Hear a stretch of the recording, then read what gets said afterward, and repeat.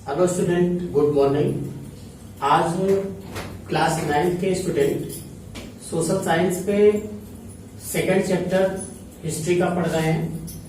Europe में समाजवाद एवं रूसी क्रांति। हम लोगों ने लॉन्ग के क्वेश्चन इसमें किए थे। आज हम लोग इसमें शॉर्ट के क्वेश्चन करेंगे, यानी लघु के। तो लघु के क्वेश्चन में हम लोग देखेंगे कि कुछ टॉपिकों पे हम लोग चर्चा करेंगे और वो टॉपिक जो है क्वेश्चन के माध्यम से आपको आंसर नोट्स करने हैं। तो वो नोट्स में मिलेगा आपको, लेकिन यहाँ पर हम लोग चर्चा भी इसके बारे में करेंगे, क्वेश्चन के बारे में। तो इसमें जो पहला टॉपिक है वो है रूस के इतिहास में खूनी रविवार की घटना। ये खूनी रविवार जो है, ब्लडी संडे, ये कैसे किस तरीके से ये हुई रूस में ये घटना, इसके बारे में थोड़ा सा हम लोग चर्चा करेंगे। तो हम लोग जो है देखेंगे कि वहां पर जो मजदूर और श्रमिक वर्ग था, जो तीसरा वर्ग था, वो काफी पीड़ित वर्ग था, सताया हुआ वर्ग था। उनकी स्थिति बहुत खराब थी, चूंकि जो पूंजीपति वर्ग था, उद्योगपति था, उसने मजदूरों का, श्रमिकों का बहुत अधिक शोषण किया। तो यहाँ पर हम लोग देखेंगे जब शोषण हुआ उनका, तो उनमें से ही बहुत सारे श्रमिक और मजदूर निकल करके आए। और एक पादरी थे गैकॉन, जिनके नेतृत्व में बहुत सारे श्रमिक और मजदूर जो थे, उन लोगों ने कुछ अपनी मांगों को लेकर के राजा जार निकोलस द्वितीय के समक्ष प्रस्तुत हुए थे, अपनी मांगों को मनवाने के लिए। लेकिन जैसे ही इनका जुलूस एक शांतिपूर्ण ढंग से राजा के महल के सामने पहुंचा, तो राजा ने बिना इनके किसी मांगों को सुनने के बजाय सेना को जो है वो गोलियां चलाने का हुक्म दे देता है। इस जो है घटना में बहुत सारे श्रमिक मजदूर जो कि निहत्थे थे, जो शांतिपूर्ण ढंग से जुलूस निकाल रहे थे, अपनी मांगों को लेकर के प्रस्तुत हुए थे, उनकी मांगों पर ध्यान न देकर के पुलिस ने गोलियां चला दी। और इसमें बहुत सारे श्रमिक लेबर मारे गए थे, बहुत सारे घायल हो गए थे। तो ये जो घटना है रूसी इतिहास में, चूंकि ये रविवार के दिन हुई थी, इसलिए इसको खूनी रविवार के नाम से जाना जाता है। तो हम लोग यहाँ पे देखेंगे रूस के इतिहास में खूनी रविवार, तो ये घटना रविवार के दिन हुई थी, इसलिए इसको खूनी रविवार कहते हैं। अब हम लोग अगले टॉपिक की तरफ चलते हैं, बोल्शेविक। यहाँ पर रूस में दो क्रांतिकारी संगठन थे, एक बोल्शेविक और दूसरा मेंशेविक।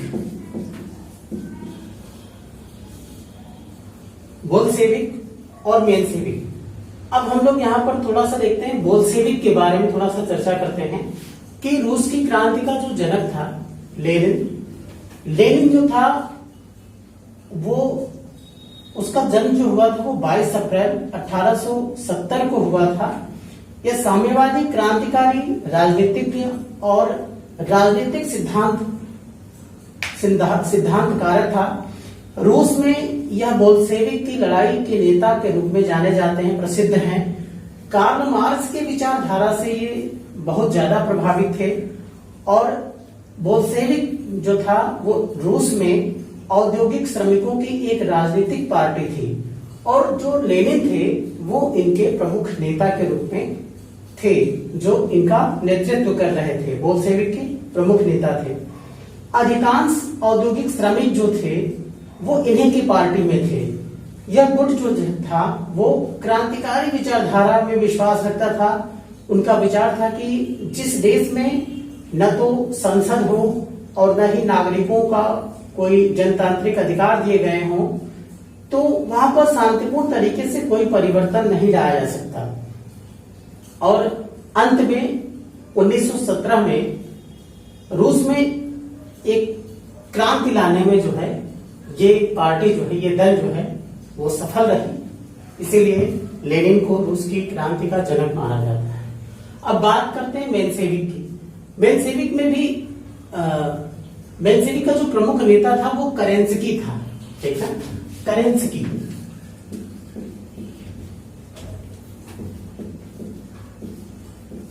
करेंस्की था प्रमुख नेता, और इसमें बहुत ही कम संख्या मजदूरों की, लेबरों की थी, इसलिए इनको अल्पसंख्यक पार्टी के नाम से भी जाना जाता है। और इसने भी रूस में जो क्रांतिकारी परिवर्तन था उसको लाने में महत्वपूर्ण योगदान दिया था। और औद्योगिक श्रमिकों की जो है इनकी संख्या इनमें कम थी, इसलिए ये अल्पसंख्यक दल के रूप में भी जाने जाते थे। यह दल ऐसी पार्टी के पक्ष में था जैसे कि फ्रांस और रूस में थी। मेंशेविक इन देशों की पार्टियों की तरह देश में निर्वाचित संसद की स्थापना करना चाहते थे। ये मेंशेविक जो है दल का जो है विचार था। तो यहाँ पर हम लोग बोल्शेविक के बारे में चर्चा कर रहे थे, मेंशेविक दो क्रांतिकारी संगठनों के बारे में हम लोग चर्चा कर रहे थे। अब हम लोग देखते हैं अक्टूबर क्रांति। अक्टूबर क्रांति क्या है, ये भी थोड़ा सा समझने वाली चीज है कि अक्टूबर क्रांति जो है वो किस तरीके की क्रांति है, कैसी क्रांति है। तो हम लोग यहां पर देखेंगे कि रूस में जो क्रांति हुई थी वो 7 नवंबर 1917 को हुई थी। उस समय पुराने कैलेंडर के अनुसार 25 अक्टूबर का दिन था, क्योंकि रूसी कैलेंडर वर्तमान कैलेंडर से 13 दिन पीछे था। जो वर्तमान कैलेंडर था उससे 13 दिन पीछे था। इसी कारण वर्तमान में इस क्रांति को अक्टूबर क्रांति के नाम से जाना जाता है। चूंकि जो है 14 नवंबर को स्टार्ट हुआ था और 13 दिन यदि पीछे है तो हम बैक चले जाते हैं, तो जाहिर सी बात है कि उस दिन 25 अक्टूबर होगा, ठीक ना। तो इसलिए इसको अक्टूबर क्रांति के नाम से भी जाना जाता है। इस क्रांति के परिणाम स्वरूप जो केरेंस्की सरकार का अपनी जनता में लोकप्रिय न होने के कारण पतन हो गया। उसके मुख्यालय विंटर पैलेस पर नौसेना के एक दल ने अधिकार कर लिया। उसी दिन सोवियतों की अखिल रूसी कांग्रेस ने रूसी सत्ता को अपने हाथ में ले लिया।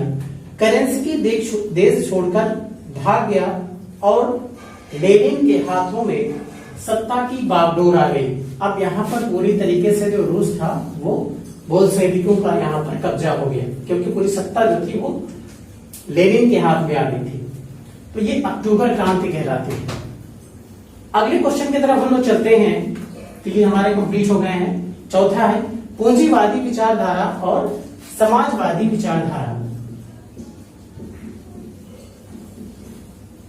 अब हम लोग इसके बारे में थोड़ा सा चर्चा करते हैं कि पूंजीवादी विचारधारा और समाजवादी विचारधारा क्या है। पूंजीवादी जो विचारधारा है ये उद्योगपतियों की विचारधारा, उद्योगपतियों की जो विचार थे उससे संबंधित है। और जो समाजवादी विचारधारा है वो एक वैज्ञानिक समाजवाद की देन है, कार्ल मार्क्स की सोच है जो श्रमिकों और लेबरों के उत्थान के लिए थी। यहाँ पर जो पूंजीवादी व्यवस्था है इसमें क्या होता है, उत्पादन के साधनों पर एक ही व्यक्ति का स्वामित्व, नियंत्रण और स्थापत्य होता है। समाजवादी विचारधारा में उत्पादन के साधनों पर सरकार का नियंत्रण होता है, और जब सरकार का आधिपत्य नियंत्रण होगा तो जाहिर सी बात है कि वो समाज के सभी वर्गों के लिए होगा, यानी सार्वजनिक होगा। ये सार्वजनिक होगा, ये निजी होगा, निजी व्यक्ति का। तो अब यहां पर हम देखेंगे कि समाजवादी विचारधारा, जो पूंजीवादी विचारधारा, उसमें पूंजीवादी विचारधारा के लोग यह मानते हैं कि संपत्ति पर व्यक्तिगत अधिकार होना चाहिए, संपत्ति पर व्यक्तिगत अधिकार होना चाहिए। लेकिन समाजवादियों का क्या मानना है कि समाजवादी विचारधारा के लोग मानते थे कि संपत्ति के निजी स्वामित्व की व्यवस्था ही सारी समस्याओं की जड़ है। संपत्ति पर सभी का सामूहिक अधिकार होना चाहिए। ये संपत्ति पर सामूहिक अधिकार के पक्षधर थे और ये व्यक्तिगत अधिकार के पक्षधर थे। अगला हम लोग देखते हैं इसी में पॉइंट कि जो पूंजीवादी विचारधारा थी, ऐसे लोगों का मानना था कि संपत्ति जो है, संपत्ति का जो लाभ प्राप्त होता है, जो भी संपत्ति है उससे यदि लाभ प्राप्त होता है तो वह संपूर्ण लाभ स्वामी का होना चाहिए। संपत्ति के जो स्वामी है उसको पूरा लाभ का श्रेय जाना चाहिए। लेकिन जो समाजवादी विचारधारा है उसका मानना है कि लाभ श्रमिकों के परिश्रम का फल है। लाभ जो है वो केवल उद्योगपति का नहीं है, बल्कि उसके यहाँ उसकी फैक्ट्री में, उसके उद्योग में यदि कोई लेबर, कोई श्रमिक मजदूर काम कर रहा है तो उसके श्रम का प्रतिफल है। इसलिए जो लाभ है वो एक व्यक्ति का ना होकर के उसका भाग जो है वो श्रमिकों को भी मिलना चाहिए। तो इस तरह से श्रमिकों, ये समाजवादी विचारधारा श्रमिकों के पक्षधर थी और पूंजीवादी विचारधारा जो है व्यक्तिगत स्वामित्व पर बल देता है। तो इस तरीके से हम लोगों ने 4 टॉपिक देखे। ओके स्टूडेंट, उम्मीद है आप सबको जो है समझ में आया होगा। Good bye.